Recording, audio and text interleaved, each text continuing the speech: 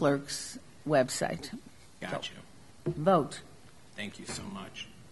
Trustees, any formal reports? Yes. I would like to report on something that happened last week on Tuesday. This is the email I sent to Mayor Barry Bass, Village Manager Anne Marie Gora, Village Attorney Steve Elrod, and Police Chief Jay Parrott. This is to inform you about an incident that happened prior to our budget meeting tonight on February 26, 2019. While hanging up my coat, I happened to see Trustees Ron Cope and Renan Sugarman sitting in the conference room. I said hi to them and mentioned to Trustee Sugarman that a movie my husband had told him about was back in the Lincolnwood Library. He acknowledged my comment, then asked if he could speak to me in private, and I agreed. We went out to the offices, and since none of them were open, Trustee Sugarman asked Village Manager Anne Marie Gora, who was passing by, if we could use her office. She said we could and unlocked her door for us. Once inside, Trustee Sugarman angrily proceeded to tell me he was upset about comments my husband, Charles Halevi, had written on the Lincolnwood Together Now thread on the Nextdoor Lincolnwood website. This particular issue was about why Lincolnwood Together Now canceled a meet and greet in March for the candidates for Lincolnwood trustee. There are currently more than 3 replies to that, with my husband adding 2 comments, neither of which specifically mentioned Trustee Sugarman by name. Trustee Sugarman said that I should control my husband and that he didn't think it was appropriate that he was writing comments on the thread. I told him to calm down and that I can't control what my husband writes. We actually had a similar conversation last year at Village Hall in which he told me I should control my husband about things he had commented on the blog back then. Trustee Sugarman then went on to say that he didn't know if I had any political aspirations for the next election, but if I didn't get my husband to stop, he would tell everyone not to vote for me and work to make sure I was not reelected. At that point, I asked him what he expected me to do, tie my husband down so he couldn't write. Before we left for the meeting, I said I would talk to my husband, but could not guarantee that he would stop writing comments. Because my husband and I are both journalists, we don't always see eye to eye on what the other writes. But I think Trustee Sugarman was out of line to tell me repeatedly to control my husband and make threats about the next election. I don't think one trustee should be treating another trustee in this manner. While I understand Trustee Sugarman is up for re-election in what could be a tight race, I don't appreciate being spoken to in this way at Village Hall. As a Village of Lincolnwood official, I respect the office Trustee Sugarman holds, but I will not be bullied or spoken to in this manner for something I did not do. And I signed that Gina Ikezoe-Halevi, Trustee, Village of Lincolnwood. I have something further to add. If Trustee Sugarman had said after the budget meeting that he was sorry and that he got carried away, we probably would not be at this point. But he had Tuesday evening, Wednesday, Thursday, Friday, Saturday after Shabbat, Sunday, Monday, and today, and he has not said a word. Trustee Sugarman told me to control my husband once before, about a year to a year and a half ago in village chambers. Once I can let pass as I did, but twice becomes a pattern. I will not allow there to be a third time. This type of behavior is not allowed in any business or workplace. It's unacceptable and should not be tolerated. If Trustee Sugarman expected me to be silent about this, he was wrong. He displaced his anger at my husband, at me. He yelled, demanded, and threatened that I do what he wanted or there would be consequences. What kind of person does that? And trying to tell a journalist that he or she shouldn't write is a violation of the First Amendment of the Constitution of the United States of America. No one wants to be a victim. I certainly didn't. But I feel like I got punished twice, once for listening to Trustee Sugarman last week and now having to defend myself in a situation that I didn't create. Finally, the saddest part is that my husband has had a lifelong relationship with Trustee Sugarman's extended family. In his early 20s, my husband worked for Trustee Sugarman's father-in-law, pumping gas at his gas station. His late father-in-law was always nice to me. My husband still refers customers to Trustee Sugarman's brothers-in-law's businesses. We purchased a car for my daughter from one of them in July to drive to Seattle because we trusted it would be a safe car. Now, because of Trustee Sugarman's actions, we may no longer have that relationship. Because of all the above, I went to the Lincolnwood Police Station yesterday and filed charges. It's a matter of record. That's the name of the thing, and it's called a victim complainant, and the number is 192881. You can get this as an FOI after this week. I am sorry this had to happen, but I will not be bullied.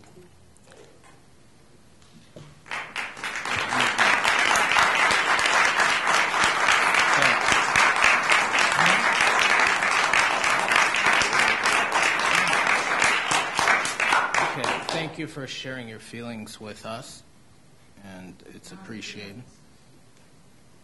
Okay. But thank you for sharing your feelings, and I appreciate it. Yes. May I speak, please, Mr. Mayor? Please, Trustee. Okay, I am absolutely appalled and shocked at what was just read there, which is completely and totally false, misleading, and again, I guess the only thing I could understand from it is an attempt to try to undermine my attempt to be elected as trustee of this village. I can't even believe that. I can't even believe that she read that or stated any of that. It's all totally false and not true. And people who know me know I don't go bullying other people. So the only possible motive for doing that is to try to undermine my campaign to continue to represent this village. But even more than that, what this really shows is how no good deed goes unpunished. What Ms. Halevi, Trustee Halevi, didn't tell you is a couple months into my term as a trustee, her husband went into my brother-in-law's shop and said, "I need to speak to you." Please be quiet. It's not your chance to speak. No one in the crowd is speaking. Trustee Halevi's husband walked into my brother-in-law's shop and said, "I really need to speak to you. It's very important. Can we go in your office?" My brother-in-law is a mechanic, went into the office, and Mr. Halevi said, "You need to speak to your brother-in-law. You need to tell him he needs to change the way he votes, and you need to tell him that he needs to get in line with what's important in the village and not support the mayor." Now, I'm not sure what his intentions were, but of course my brother-in-law called and told me that. Subsequently, I found out that her husband, Mr. Halevi, called my other brother-in-law. I have two brother-in-laws who both live in the village. Unsolicitedly called my other brother-in-law and told him the same thing. Well, they both reported this to me. Now, what did I do? Did I go and file a complaint with the police department? Did I go and write a letter? Did I go and do all these other things? No, I called up Trustee Halevi. We heard Trustee Halevi. I called up Trustee Halevi, and I spoke to her privately, and I told her what had happened. And I said, "I really think this is inappropriate. You should speak to your husband. It's not proper for him to be speaking to my brothers-in-law and trying to encourage them to influence how I vote in the village." And I wanted her to know. I didn't tell anybody else. I never discussed it with anyone. I just talked to her because that's the way I function. Thereafter, on Nextdoor, there was a post that was put on in Trustee Halevi's name that I didn't think she would have done or would be appropriate. I called her on the phone. I said, "Jean, did you know that this is on the Nextdoor website under your name?" And she was appalled. And she goes, "No, I didn't know that, but I didn't post it. My husband must have used my name, and he posted it under my name." I said, "Well, I'm just letting you know because I'm trying to protect you." Did I go and make a police report? Did I go and tell everybody about it? Did I do any of those things? No. All I did was let her know privately. 2 weeks ago, whenever it was, her husband had posted on Nextdoor that voting for our party was like buying a pig in a poke. So again, as I had done the first two times, I'm going to be disruptive. Please go on. I had done the first two times. I spoke with Trustee Halevi privately in a room with nobody else around, bullying or anything of that sort. And I again suggested to her, "Jean, you know, you're a trustee in the village. I don't know that it's appropriate for your husband, again, because it's representing, he's speaking, and somewhat you could be looked at on your behalf, calling people a pig in a poke." That's all I told her. The third time, I didn't tell anybody else. I didn't discuss it with anybody else. Didn't file a complaint. Didn't do any of those things. Trustee Sugarman. So the point is very simple. No good deed goes unpunished. I tried to do something nice. I tried to, 3 different times I spoke to her to explain to her what was going on, that maybe she could correct it or deal with it or address it if she wanted to. And what I get in return for that is this statement here about her being bullied and so on, which is just all complete farce. It's completely false. It's not true. and I deny all of those statements. If she wanted to file a complaint against me, she certainly has the right to do it, do whatever she wants. But that's the truth, I just said. Thank you, Trustee Sugarman. We appreciate your feelings as well. And thank you. And thank you for everyone calming down. I would like to say one more thing. Yes. I have stayed out of the limelight in this election. I have done nothing to deserve this. If Trustee Sugarman doesn't understand what he was saying and the way in which he was saying, then he needs to correct himself. He definitely needs anger management.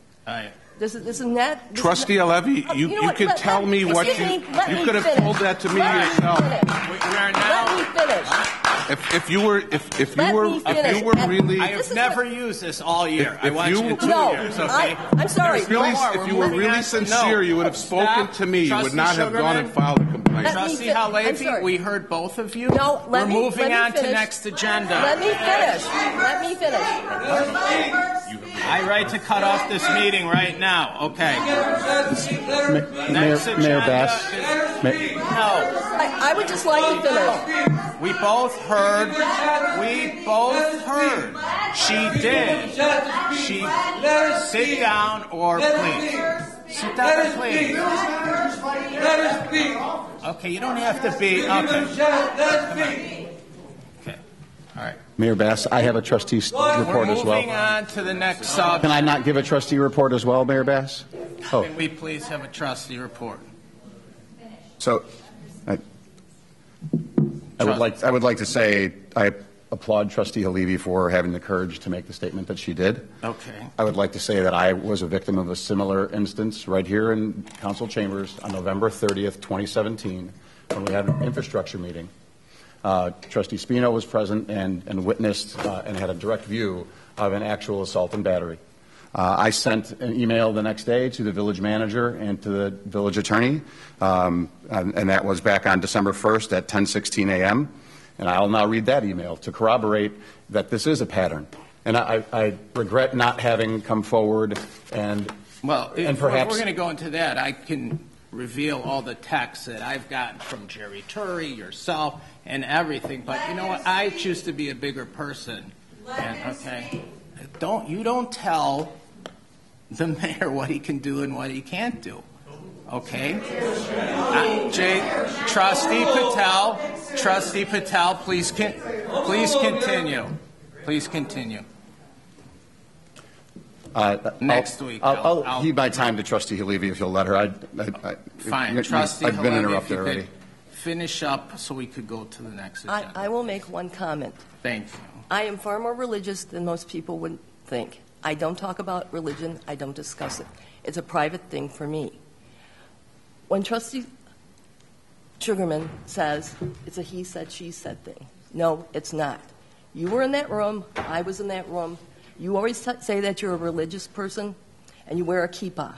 Well, you wear a kippah because there is one above you. And we were not alone in that room. If you lie, you're not lying just to me. You're lying to God. So I'm sorry. I told the truth. I did everything I could. You started this, but I will finish it. I did nothing to deserve this. Thank you. I appreciate that. Now we're moving on. Public forum. Edie Kamenetsky, if you'd please come on up. And there's a 3-minute.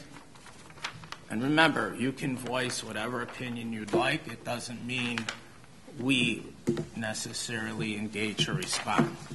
Thank you. That's the most gracious introduction I've ever had from you, but you still didn't get my name. I always try. Not always. Last time I was up here, you said, you come here for I don't know what, which was not a very nice introduction. But you still didn't get my name right. It's Kamensky. I'm sorry. Okay. So I've talked to Jean over the past few days, and I just want to say she's not someone who overreacts ordinarily. She tends to keep herself pretty even-keeled and pretty steady, and I know that this has really thrown her. So I just want to say it's not a he said, she said. And as far as the pig in a poke, I think you did not understand. It's an expression referring to if people don't show themselves, it's like buying something that you really don't know about. So it was not referencing or calling anyone a pig, it's an expression. So I just wanted to clarify that because it sounds to me like you took offense at something which was not meant to point fingers at anyone being a farm animal, but it's an expression that's used. Do you understand that? I mean, I don't know if you are getting that. I don't see any agreement or disagreement. Do you understand it was an expression? It was not calling someone a name. It's not a two-way conversation. Okay, So I know you're trying to clarify. I think he gets it. Okay. So, because when I read Charles's comments, I thought, why is there any even upset about this? Because there was nothing very inflammatory or accusatory or names mentioned or anything. So, and Jean, I want to thank you for having the courage to talk about something that I know you would prefer didn't happen and did not become public. Thanks. Thank you very much for coming tonight. Okay, next speaker, Pam Lefkowitz. Am I pronouncing it right? Thank you.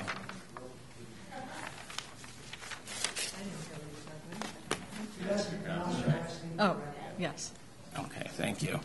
Thank you, Jean, for speaking up for all of us who have been harassed, bullied, abused in some fashion. I appreciate that. And I understand how hard that was to do.